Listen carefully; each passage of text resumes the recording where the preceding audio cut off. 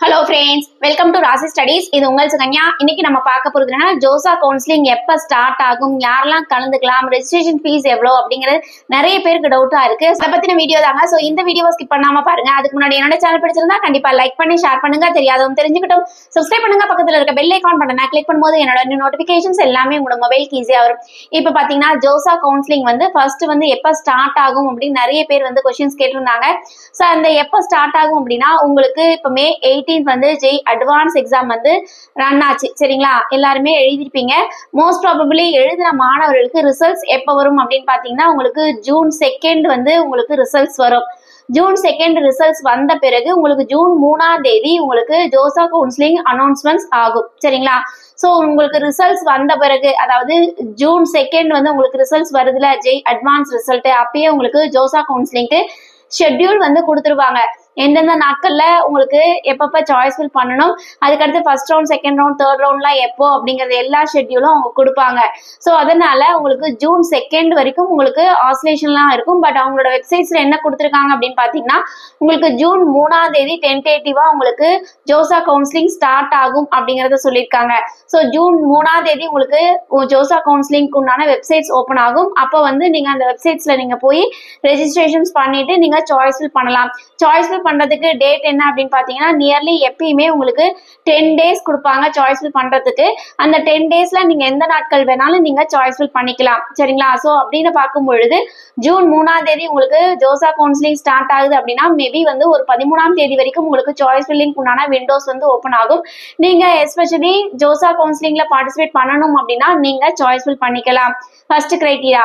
ரெண்டாவது விஷயம் அப்படின்னா, இந்த ஜோசா கவுன்சிலிங்ல யாரெல்லாம் கலந்துக்கலாம் அப்படின்னா, எஸ்பெஷலி நீங்க ஜெய் மெயின்ஸ் ரேங்க் வச்சிருந்தாலும் சரி, இல்ல ஜெய் அட்வான்ஸ் ரேங்க் வச்சிருந்தாலும் சரி, யாரு வேணாலும் கலந்துக்கலாம். இதுக்கு கிரைட்டீரியாவே கிடையாது. எனக்கு 10 லட்சம் ரேங்கிங் இருக்கு, 12 லட்சம் ரேங்கிங் இருக்கு, என்னால பார்ட்டிசிபேட் பண்ண முடியுமா அப்படின்னா, நீங்க once Jai main score card வச்சிருக்கீங்க, இல்ல ஜெய் அட்வான்ஸோட உங்களுக்கு ஸ்கோர் கார்டு இருக்கு அப்படின்னா கண்டிப்பாக நீங்க பார்ட்டிசிபேட் பண்ணலாம். ஜெய் மெயின்ஸ் மட்டும் தான் நான் எழுதியிருக்கேன், ஜெய் அட்வான்ஸ் எக்ஸாம் நான் எழுதல, நான் பார்ட்டிசிபேட் பண்ணலாமானா கண்டிப்பா நீங்களும் பார்ட்டிசிபேட் பண்ணலாம்.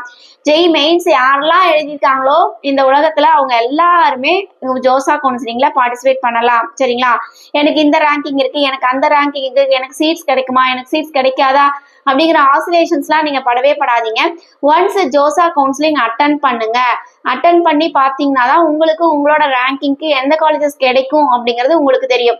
இதையும் தாண்டி உங்களுக்கு சப்போஸ் நல்ல ரேங்கிங் இருக்கு, நான் ப்ராம்ப்டா சாய்ஸ் ஃபில் பண்ணனா உங்களுக்கு சீட்ஸ் நாட் அலாட்டட்னு வந்துடும். சரிங்களா, அதனால இது ஒன் டைம் ஆப்பர்ச்சுனிட்டி. இந்த ஒன் டைம் ஆப்பர்ச்சுனிட்டியை கரெக்டா நீங்க யூஸ் பண்ணிக்கோங்க. ஏனோ தானோன்னு நீங்க யூஸ் பண்ணி எனக்கு தான் சாய்ஸ் ஃபில் பண்ண தெரியுங்கிறது நீங்க உங்களுக்கு பண்ண தெரியும், ஆனா ஸ்ட்ராட்டஜிக்கலா உங்களுக்கு பண்ண தெரியாது. அப்படிங்கிற பட்சத்துல ஏனோ தானோன்னு பண்ணி உங்களோட சீட்டை வேஸ்ட் பண்ணிடாதீங்க. அதனால ப்ராம்ப்டா சாய்ஸ் ஃபில் பண்ணுங்க.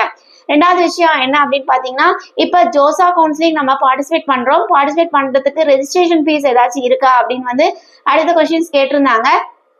ரெஜிஸ்ட்ரேஷன் ஃபீஸ்ங்கிறது எதுவுமே கிடையாது.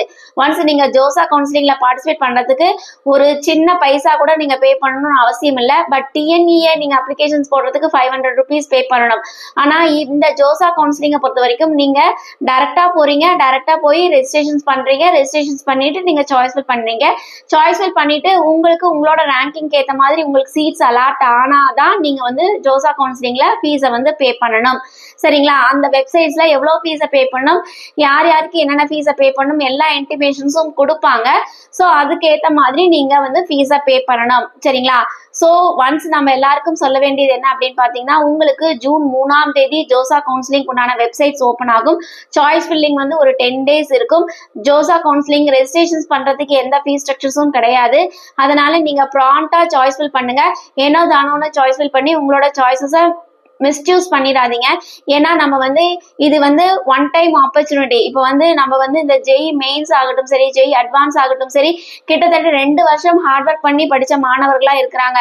தூக்கம் இல்லைன்னா தண்ணி இல்லைன்னா சொந்த பந்தங்க வீட்டுக்கு போகிறதுக்கு வராம அப்படியே ஹாஸ்டல் லைஃப்லயே இருந்து ப்ராம்ப்டா படிச்ச மாணவர்களா இருக்கிறாங்க. ஸோ அந்த மாணவர்கள் கரெக்டா சாய்ஸ் பண்ணுங்க.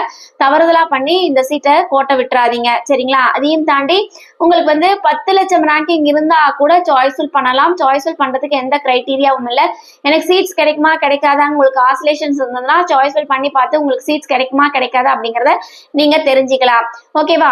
ஓகே ஃப்ரெண்ட்ஸ், இந்த வீடியோ உங்களுக்கு பிடிச்சிருக்கும்னு நினைக்கிறேன். பிடிச்சிருந்தா லைக் பண்ணுங்க, ஷேர் பண்ணுங்க, தெரியாதவங்க தெரிஞ்சுக்கிட்டும். சப்ஸ்கிரைப் பண்ணுங்க, பக்கத்துல இருக்க பெல் ஐகான் பட்டனை கிளிக் பண்ணும்போது என்னோட நோட்டிபிகேஷன்ஸ் எல்லாமே உங்களோட மொபைலுக்கு ஈஸியா வரும்.